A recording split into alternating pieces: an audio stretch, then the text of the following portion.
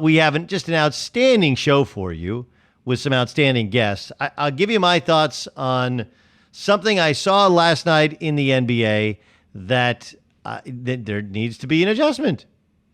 Just needs to be an adjustment in a moment. Let me share with you a couple things coming up here on the show as we're going to continue with our discussion about college football with the players clearly wanting to play. That's because they've let it be known in the Big Ten. We also, Adam Kaplan's going to join us, NFL insider. Dusty Dvorak's going to join us, former college football All-American at Oklahoma, of course, played for a decade in the National Football League. He'll join us.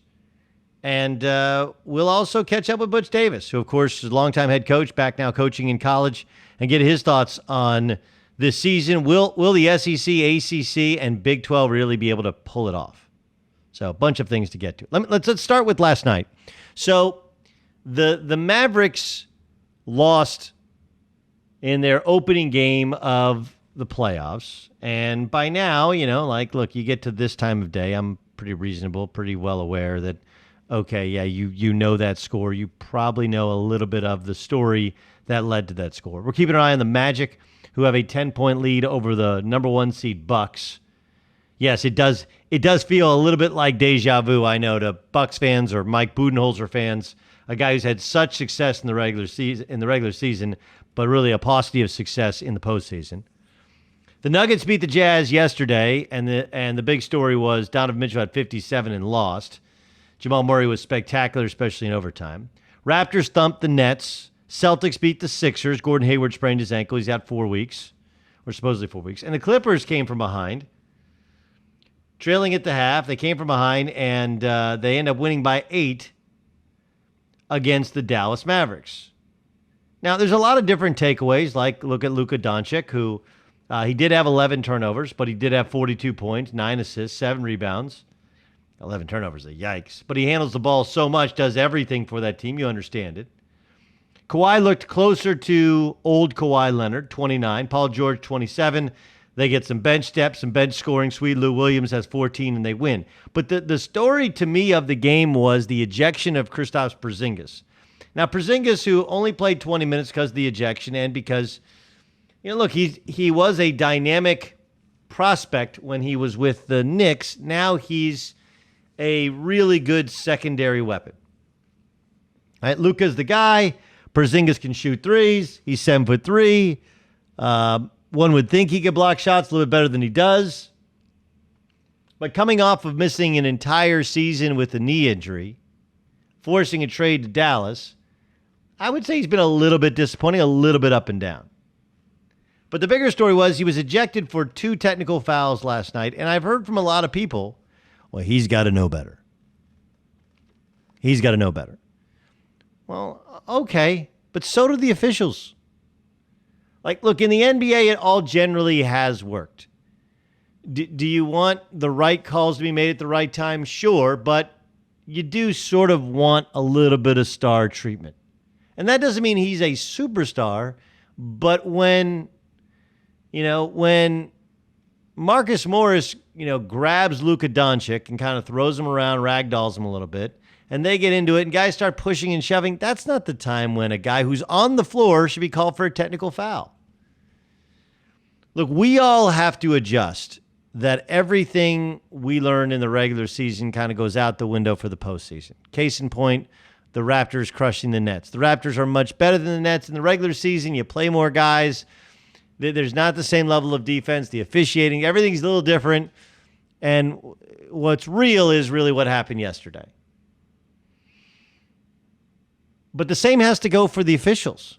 I'm not saying you don't officiate. I'm not saying you don't call fouls. I'm not saying you change anything about who you are or what you're trying to do. What I am saying, and this is really important, is we're really going to kick a guy out over a little shove? What are we doing here? He wasn't an instigator. He wasn't a reactor. He was simply protecting his teammates, and it comes to a little push and shove. And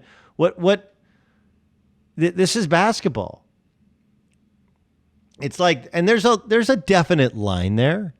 And we'll talk about unwritten rules and things. Fernando Tatis Jr. hitting a grand slam, bases loaded, 3-0 count, and hits a grand slam. And The Rangers are up in arms. And the question becomes the unwritten rule there versus unwritten rule in basketball. And the unwritten rule in basketball is you come and you have your teammates back, and as long as you don't throw a punch, for the most part, you're fine. The unwritten rule in basketball is whatever the easiest off-ramp to not punish the best players, that's what we do because we came to see them play. And the idea is, unless they're just dying and begging for a technical, yelling at you that you're an MFer in your face or swinging and punching a guy, everything else you kind of look a little bit the other way. That's just the way it works. You kind of look a little bit the other way. And last night, those officials were unwilling to do so. And frankly, it did not give us a great sense for, how much better are the Clippers than the Mavericks? Think about that. That's a series-changing decision by an official. There is, in no world, is that worthy of an ejection. And I know what you're saying. Well, it's a set and technical foul. Like, you're official. You have to know how many technical fouls. You already had one. It's Porzingis. It's a physical game. It's the Clippers who are clearly antagonizers, even though they're the favorites. You almost got to bite your lip. So, yeah, Porzingis, I guess he's got to know better, although he's never been in the playoffs before. And, yeah, his teammates, I guess, got to grab him instead of him protecting his teammates, and all of that stuff sounds great. He didn't throw a punch. It's a little soft pushing, little fake tough guy stuff. They didn't even square off at all. So I ask you, what's really going on? What are we doing? The purpose of these rules, the purpose of the second technical foul and you get ejected, the purpose of those things, quite frankly, is to keep the peace. Which, by the way, was what Porzingis was trying to do yesterday when he felt like Luka Doncic, who was dominating the game, was trying to get ragdolled by Marcus Morris. And that's what the Clippers do. And the Clippers win 2 times over. They win the game, then they won because of the ejection, and now you end up kind of declawing Porzingis to where he can never react to anything that Marcus Morris or Patrick Beverley do, even though we all know it gets under people's skin.